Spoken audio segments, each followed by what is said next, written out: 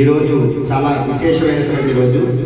శ్రావణ మాసంలో మంగళవారం చవితి వచ్చేటువంటిది చాలా తక్కువగా ఉంటుంది. మంగళవారం అంటే భౌమ అంటే కుజుడు అనమాట.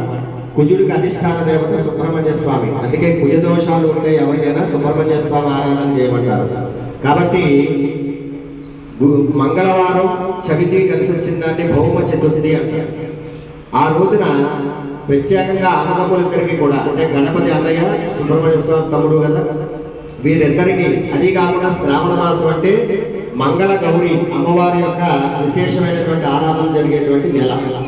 ఆశ్వీజ మాసం దసరాల్లో చేస్తాం. అలాగే శ్రావణ మాసం లక్ష్మీ స్వరూపంగా మంగళ గౌరి అని చెప్పి మనం వాయినాలు ఇవ్వడం కానీ పూజలు ఇటువంటివన్నీ కూడా శ్రావణ మాసంలో శుక్రవారం మంగళవారం చేస్తూ ఉంటాం.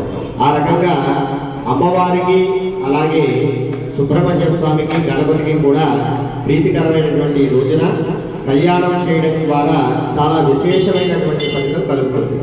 ప్రత్యేకంగా గణపతి అనగానే సకల విఘ్నాలు తొలగించి అందరికీ కూడా అనుకున్న కోరికలన్నీ కూడా నెరవేర్చే స్వామి. అందుకే ఆయన వరసిద్ధి వినాయకుడు అంటారు. మనం ఏదైతే